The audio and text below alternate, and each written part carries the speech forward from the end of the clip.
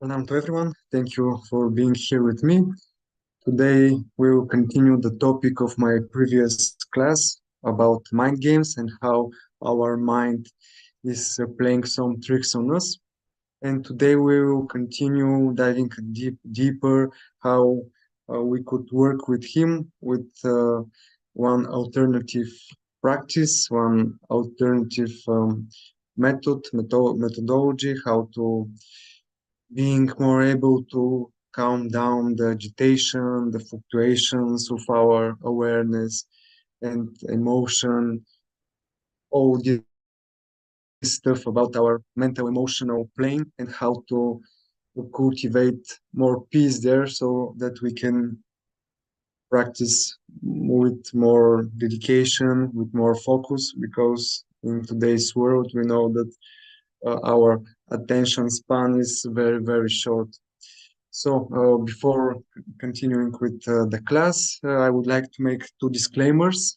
So, everything that I'm going to present is not meant to be a substitute or prioritized over our sadhana or recommended activities such as chanting, associating with devotees, or direct service.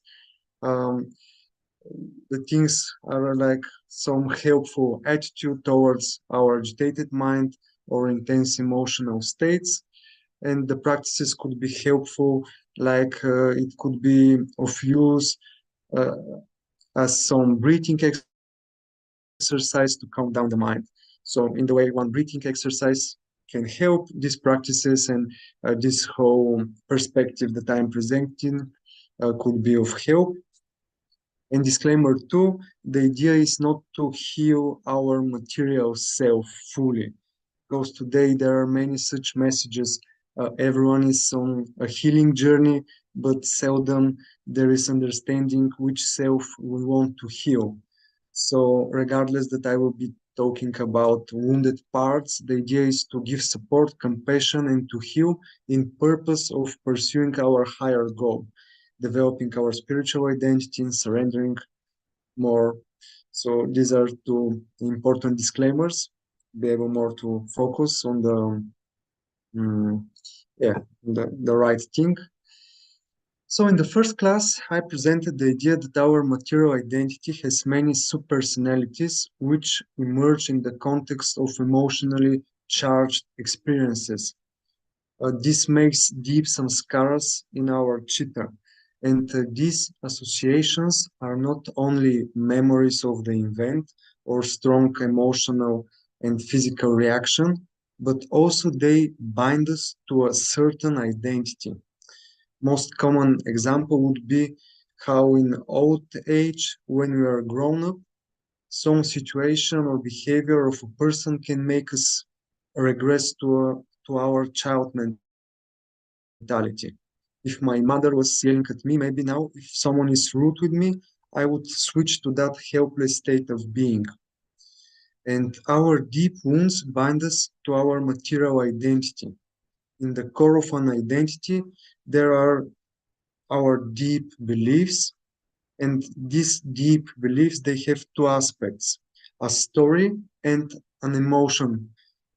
The story could be I am a bad person, and the emotion could be shame.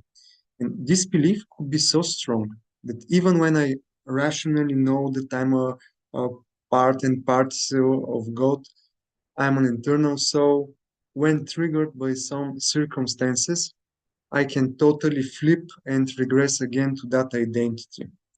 In this state, my mind will probably be overwhelmed by thoughts and emotions which could hinder my practice. Because when I'm in such a chaotic state of mind, we know that our mind goes and overthinks so many things, but not the thing that we want to focus it on. And many of us being here for so many lifetimes have a lot of such wounds. And this makes our everyday life like a minefield. We try to step carefully, but no matter how carefully we step, there are some mines that blow off and blow up, and we regress in such emotions and state of minds and behaviors that are in our in our words like this anarthas and bad behaviors, bad habits that totally make us go in the other direction, not in the one that is favorable for our spiritual and advancement. And yeah, we want to practice, but our mind is constantly overthinking something, or we're emotionally drained because mm, it's um, it's draining to have these different emotions and these thoughts. So our willpower is also a limited capacity. There's some limited resource, and when we waste it for this mental emotional chaos inside, there's little willpower to uh, invest in the important stuff. So what can we do? In the core of our material identities, there are these beliefs, as I said, stories and strong emotions. And what is more important that in these beliefs there is also a basic need which is frustrated. We could say that the need of the spirit souls that we are to be loved, to belong, to be safe, secure, because we know we are Satchitananda, but here we have Nirananda, and everything is turned upside down. So this basic contact with our true self, in which these needs are nurtured, is there is no path to that in our material identity. So when we discover the particular need of the particular sub-identity, sub-personality, we can focus our efforts and attention to satisfy it in the only sustainable way through our spiritual practice and strengthening our sadhaka identity. But to be able to do this, first we need to unblend or dissociate from the wounded identity and the material coping strategy or defense mechanism, which could be like another supersonality. And last time I mentioned some examples, like for example, the wounded little me who felt rejected in childhood and as a consequence feels shame and tells the story to himself that he is bad, and there as a consequence of that there is another subpersonality, one protector part, like a defense mechanism, which could be being a people pleaser or perfectionist or striving to achieve some material gain like followers, fame, glory, like this. And many of our bad behaviors are actually such subpersonalities trying to help our wounded parts. Many times in the core of an addiction or some really bad anartha, which is provoking many conflict in ourselves, lies some kind of such deep emotion like shame, like guilt, and this makes everything very chaotic. And is everything fine? Yeah. Okay. So what to do?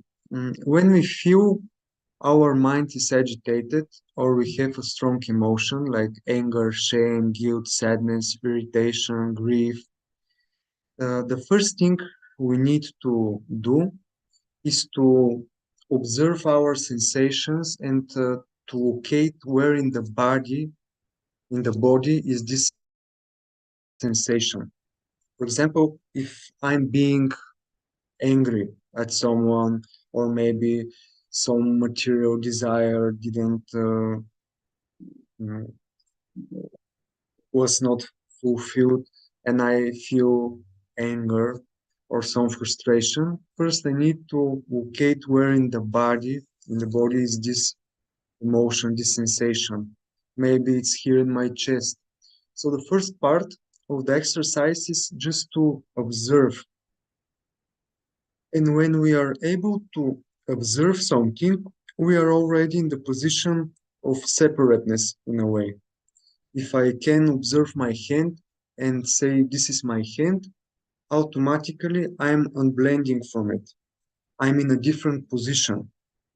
And if I have an attitude towards something, that means I'm not distinct. I can have an attitude. I can relate to someone, something, someone. If I can relate to something for someone, I'm not distinct. So this is like a change in our focus, but also in the on the mental plane, a shift in the position.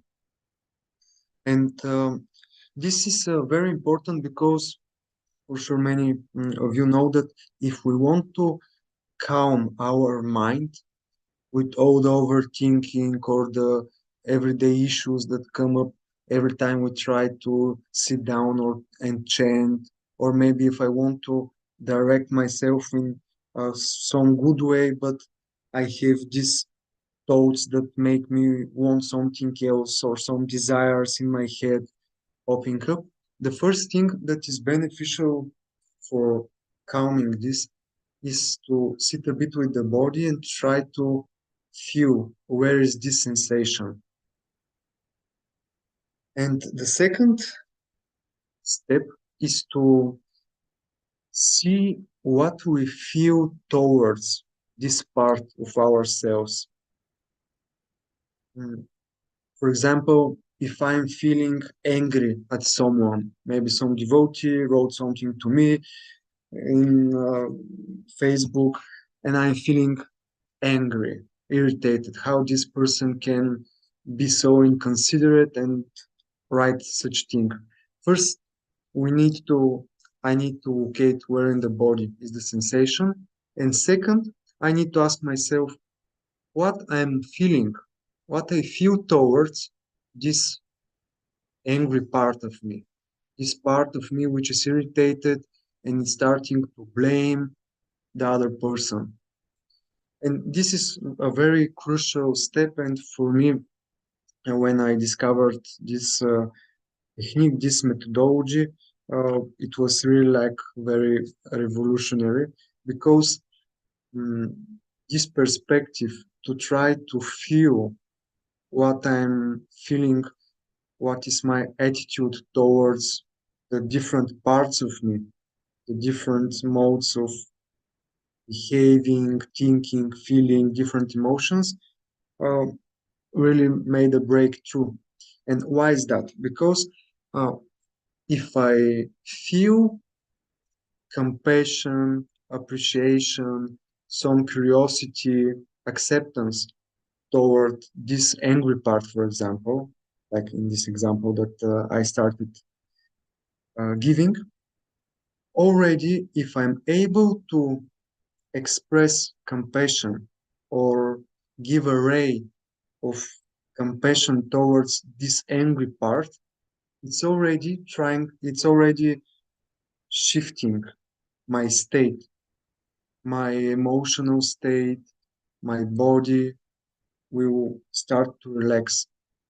But many times, if I ask myself, what am I feeling towards this emotional part of me that is now triggered, or towards this part of me that is behaving in such a way or has such desires, uh, you will feel, for example, that I have a critical attitude towards it, that I have some desire to block it, to push it away, some labeling that this part is bad. That maybe if I'm angry towards a devotee, I will feel oh this inner conflict. I have one angry part, and when I see what I feel towards this angry part, it will come up like anger towards it, or I will feel rejection. I don't want this part to be there. And in that way, we make the chaos bigger because this means that I have two contradictory parts in me which are in conflict. And you know that many times fighting with our mind and the different emotions, thoughts, and the things like subpersonalities, different parts of us that are arising, will lead only to more chaos or more frustration. And yeah, so this is the second part, second step. What am I feeling towards this part? And if I feel that I have anger towards the angry part, or I want it just to go away, and I have this story in my head, this is a bad part, I'm a bad person because I feel like this, I'm a bad devotee, I should know better, I'm already so many years on the path and I'm still getting angry on such things. And this, as I said, will make the chaos bigger. Because in that way we are just making our mind games just go more crazy, because we are starting to fight with the mind, with this expression, with this emotion. Sometimes maybe I will be sad about some material loss, and again I can shame myself. How come? Why I'm such a sentimentalist or like this? And this shaming, criticizing, labeling makes the things just to be more suppressed or dissociate in an unhealthy way, try to push them away. And for the moment, maybe my willpower will be okay to push them, suppress them, like to mm, overstep them. But next time when I'm presented in a with again similar situation or some similar circumstances, then again this part of me will show and will feel again these emotions. Maybe I will react in the same way, and many of us have like these models of behaving very stereotyping, stereotype ways of behaving. And many 5, 10 years, I'm still continuing to react in the same way, regardless of everything I try to do.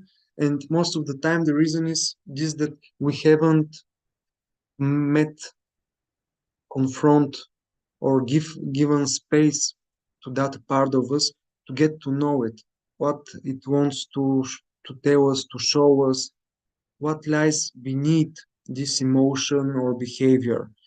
And it's very important to connect with this sense of compassion towards the things that arise in ourselves, these emotions, these behaviors, these stereotype reactions that maybe are connect with it, with our anarthas or are our anarthas. And yeah, about compassion, I saw one post on Guru Maharaj's Facebook. He made this post like 2 years ago, and I will read it to you because it's nice and kind of connected with what I am sharing. A Tibetan monk who had been imprisoned by the Chinese government for 18 years was asked about his experience. The monk replied that sometimes he experienced danger. When asked about the nature of the danger, the monk replied that sometimes he was in fear of losing his sense of compassion for the Chinese. Bhaktivinoda writes that chanting the name of God and compassion for others are together the essence of Dharma. Jivedaya Krishna Nama Sarva Dharma Sara.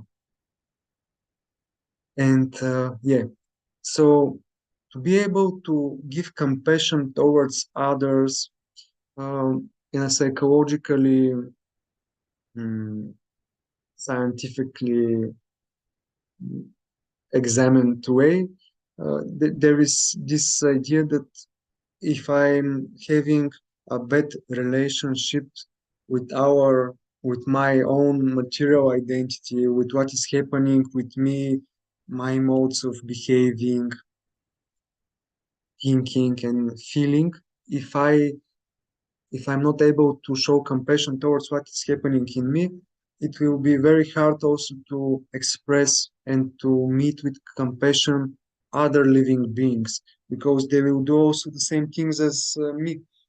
And yes, sometimes it's kind of easier to show to others, but to be able to grow and to be able to change, this compassion is also needed as mm, as taking care for plants. We need to give them a proper environment so that it can grow and have nice petals and yeah, like so. Yeah, we need to see what we are feeling towards this part of me, which is kind of the problem, or I label it as something bad. If I'm not feeling compassion or appreciation or acceptance, but I feel angry towards this part or I want to push it away, there is a nice ex, second step we can do. Uh, we can ask this second part, which is in conflict with this first part, to give us some space. We can imagine that we take it outside in the other room and just say, okay, please give me 10 minutes with that first part, with the angry part, with this part which is angry at this person. And then in this free space in ourselves, we can ask again, what am I feeling now towards the first part? And sometimes we need to do this, um, do this part, like do this thing two, three, four times, because sometimes we have many conflicting parts.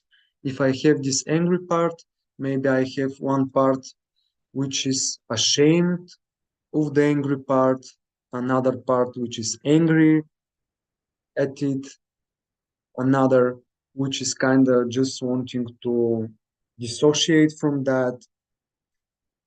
Maybe I have a fourth one which feels guilty. Why am why am I in such a way? And we need to free space and unblend from all these parts just to ask them to leave, to give some space. And many times, also for a person who is doing this for the first time, actually, at some point, at some iteration, there is this feeling that, okay, I want to get to know this part, I want to help her. And what would be the third step? So first, locating in the body. Second, what I feel towards it. If I feel something else, if I'm not feeling compassion but something else, I take out everything else, the other part, just to ask them to give me some space. And at some time, there should be evoking this feeling of compassionness towards the first part that we want to work with, to get to know, to try to move. Mm, and the third thing is to try then to ask the angry part, what is its purpose? What it wants to do with this anger? Many times, um, in this compassionate inquiry, trying to get to know what is this part all about? Then again, we can go deeper and our needs start to show themselves. So maybe this angry part is trying to protect me of some injustice. Maybe previously in life I was so unjustly, mm, I had been raised in so much injustice that now anytime someone says something a bit inappropriate, I'm already angry. And when we get to this layer down, which is the story, we can go also to the needs. We can ask directly, what do you need so that you can calm down? What is your desire? What you want to protect, for example, if it's an angry part. And it's very um, astonishing sometimes that this part of ourself, of our mental plane, really shows what is there. It can answer us. Maybe okay, I just need to be respected, or I just need a connection with someone which is nice and I can open up and I can be seen and heard and I can feel safe. And this is already a deep change in the in our emotional state. Already on that level, on this step, many times the person feels calming down, like this is not a such issue anymore. And the fourth step could be to directly try to get to the need and show appreciation.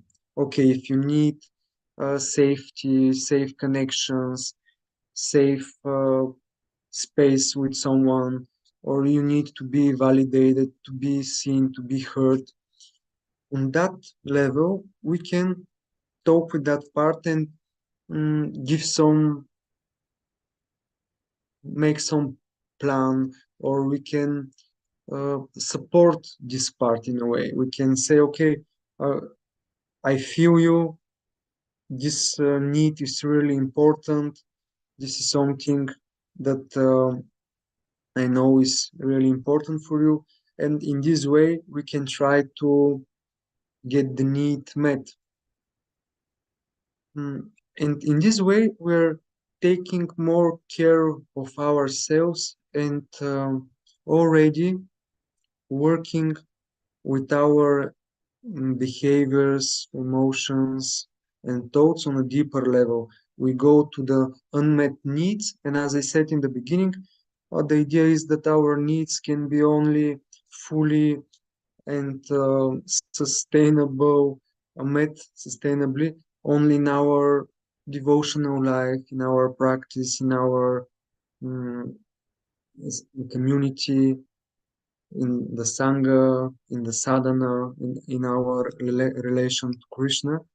So, in that way, we give compassion towards the unmet needs, which are unmet because we have many wounded parts in ourselves from the many births we have taken in this material life, which we know is like a forest fire. And why this is important? Because we go out of this fighting mentality and we are not in this mind games trying to, when I feel sadness, to try to attack it with some other protective part and try to suppress or block it. When I feel maybe some envy, again, like, oh, why this envy, I'm such a bad person, and again fighting, because these things only, again, only suppress the issues which are there. Because in envy, for example, if I walk around and see so many people driving nice cars, and I'm like, oh, why I cannot afford to buy a 5 years old car, but I have only money for 20 years old car. And then it can, this thought and feeling inside most of the times will provoke my inner critic. Oh, you're such a materialist, and you try to chant, to pray, to have a spiritual life, but you look at that cars and you feel envy towards the persons, the people who are driving it. And in this way, I will be only more guilty, more shame, and the spiral will just went down.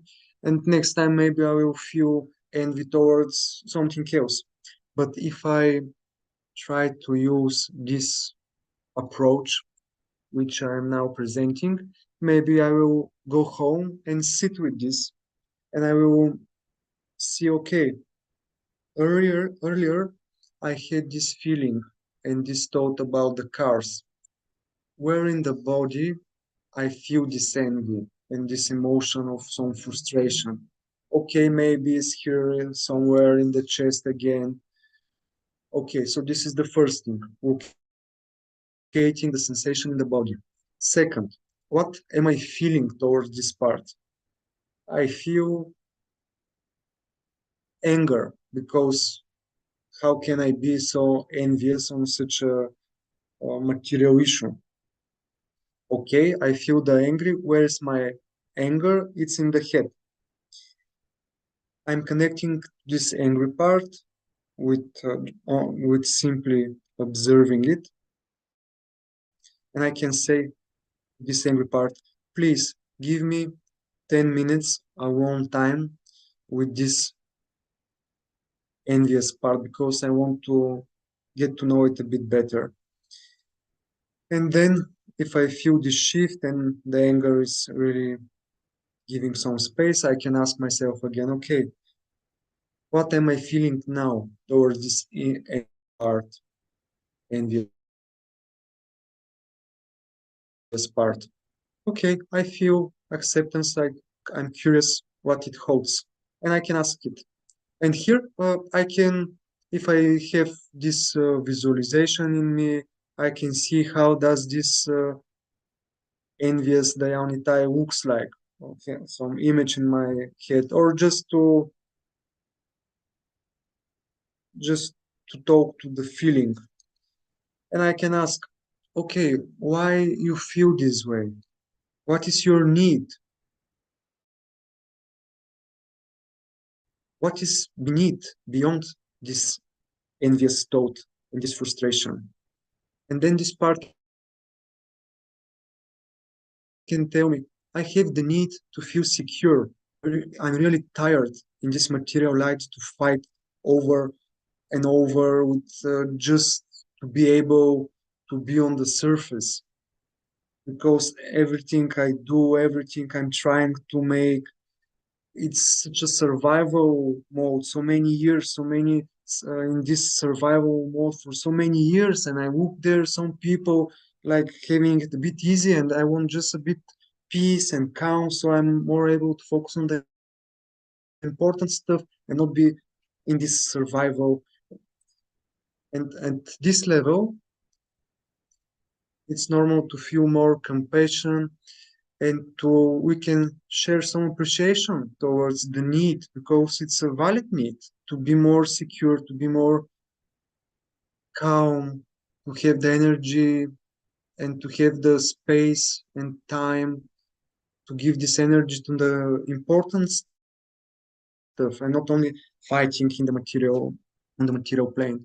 And that way, this tension, this feeling of envy will release, will um, yeah, will be released, processed, and maybe this part um, will feel my support, and I can then make some strategy or direct the attention. How can these important needs be met in a healthy way, or How can these needs be met in my sadhana and spiritual life?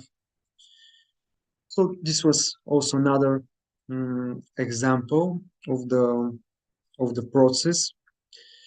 And uh, I think I said in the previous class, but just to remind, or maybe someone will hear this for the first time, all these parts like overthinking, perfectionism, substance abuse, controlling behavior, numbness, dissociation, or dullness, laziness, apathy towards spiritual life, or in general, like depression, anxiety, uh, trust issues, if we have some doubting part, some part that wants material acquisition, angry, envy, fear, all these things that can be a blockage in our spiritual life are parts of our material identity that if we are able to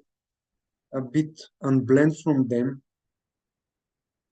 take a step and look at them from this perspective, what am I feeling towards these parts of me, then I will be more able to make this connection, this bridge with compassion, get to know them.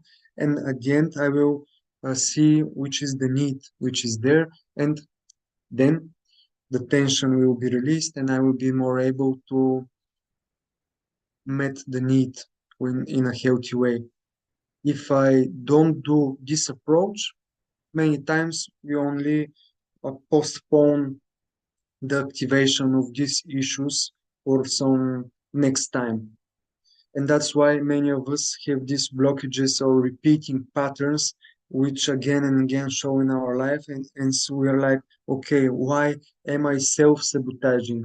I know that I should be doing something else, but why my mind is again in that, this fear, that angry feeling, fighting with someone.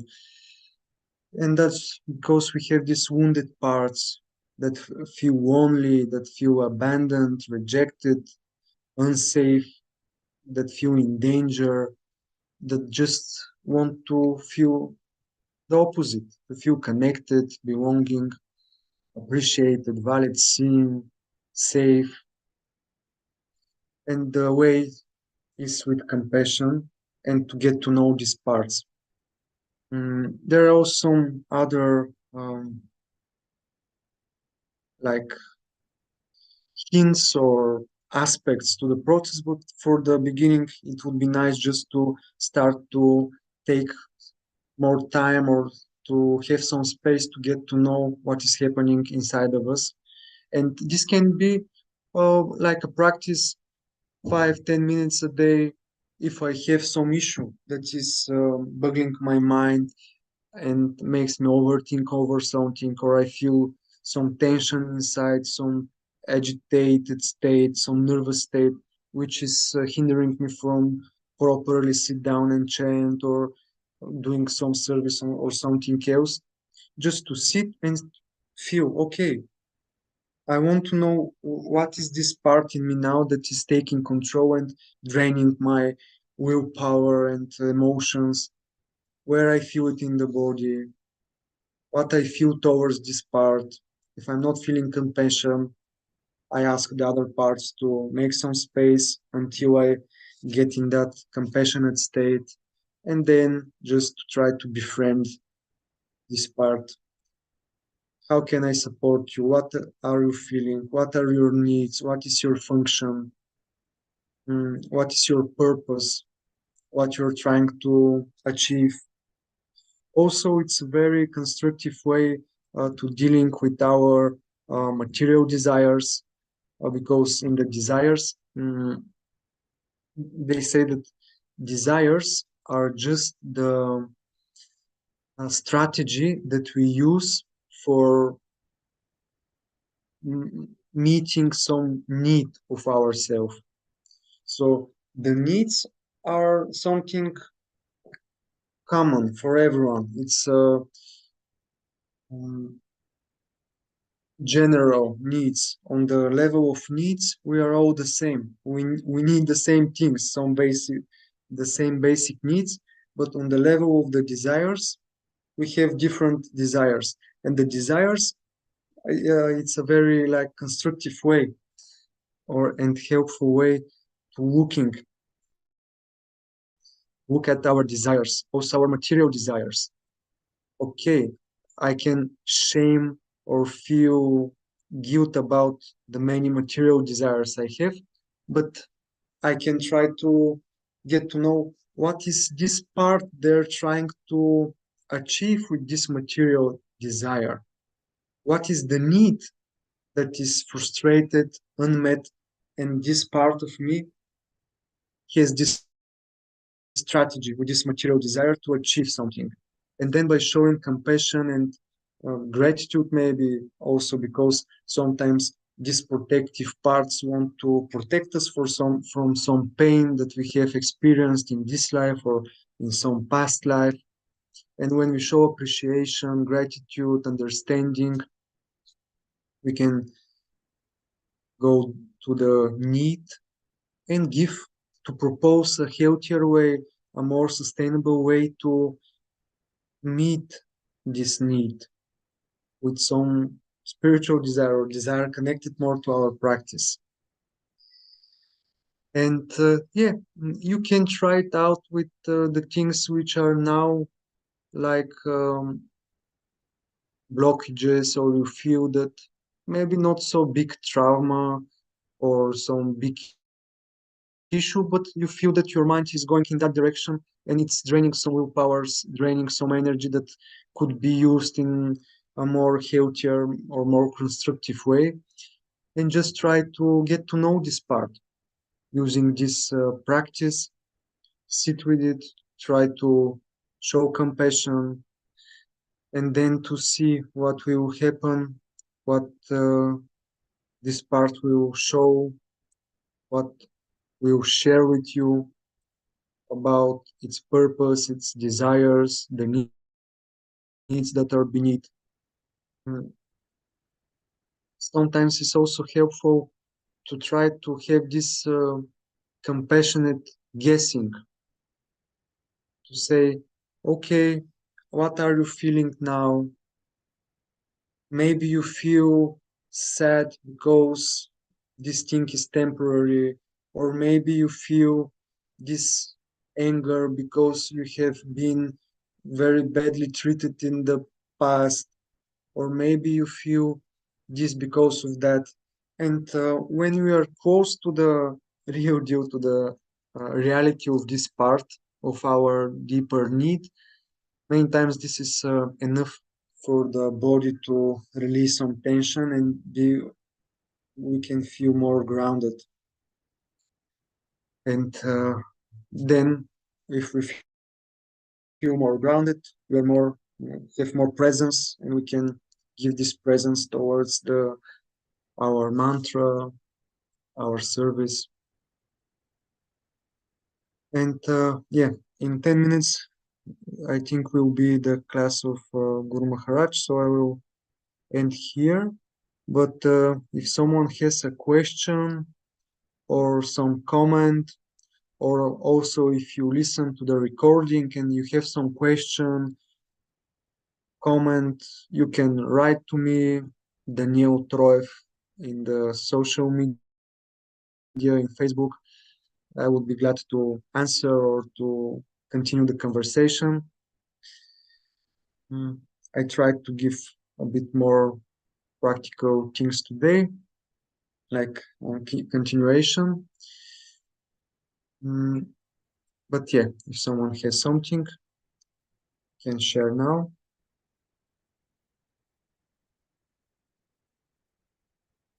Thank you, Mohan, for listening. Mm, what else can be said? Yeah, we can make an exercise like writing down all my material desires which are known to me at this stage of my life, and then try to see what is the deeper need, what is the or try to um, befriend the part in me that has this desire and see what are its emotions, the story which it is telling, the need, and how can I express some compassion and to have negotiation, how to be more to be this need met in a healthier way, or we can write down our blockages, the self-sabotaging behaviors that we see in ourselves and that are making hard for us to do the things that we want, or some repeating pattern, and again try to see where remembering the state or the moment in which I was behaving, the concrete situation, remembering it, where in the body I feel this sensation, what I feel towards it. Sometimes also it is helpful to ask how old does this part of me feel? When in the past have I felt this sadness, this anger, this envy? This also can make us process some emotion from our material identity, some blockage that is there from the past. And maybe if I go there with compassion, understanding, this will be released, and I will have one layer in my of my material identity less that is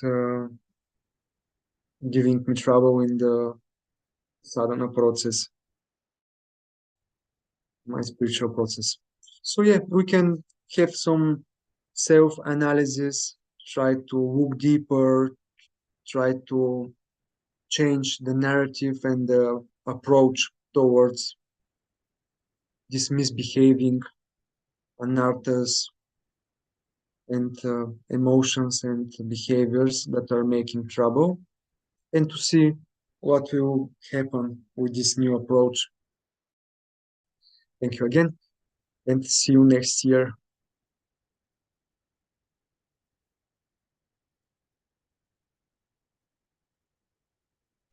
Haribo, Ray.